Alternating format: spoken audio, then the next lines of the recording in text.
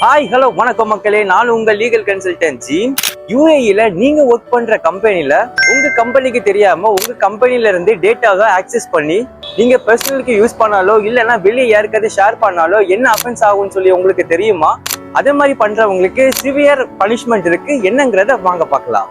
Hi hello friends, வணக்கம். நான் உங்கள் லீகல் கன்சல்டன்ட் தமிழ் வழக்கறிஞர் advocate Bhavin.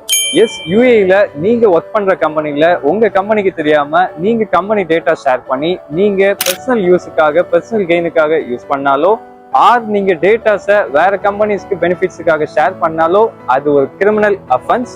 S, without authorisation கம்பெனியோட டேட்டாஸை யூஸ் பண்ணாலோ காப்பி பண்ணாலோ டிரான்ஸ்ஃபர் பண்ணாலோ ரிசனுக்கு தான் போகணும். ஏன்னு பார்த்தீங்கன்னா அதில் கிளைண்டோட database, trade secrets, price list இது மாதிரியான இம்பார்ட்டண்டான விஷயம்லாம் இன்வால்வ் ஆயிருக்கும். ஸோ எப்போவுமே இந்த மாதிரி ஆக்டிவிட்டீஸ்ல நம்ம ஃப்ரெண்ட்ஸ் யாரும் இன்வால்வ் ஆகாதீங்க.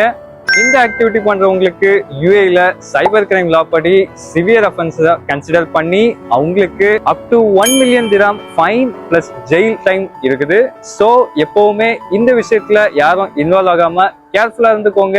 நீங்க ஒர்க் பண்ற உங்க கம்பெனில உள்ள டேட்டாஸ் உங்களோடது கிடையாது, உங்க கம்பெனியோடது. ஸோ எப்பவுமே இது போல மேலும் பல இன்ஃபர்மேஷன் வீடியோஸ் பெறுவதற்கு நம்மளை ஃபாலோ பண்ணுங்க. Pavins legal consultancy, UAE, better thinking, better future.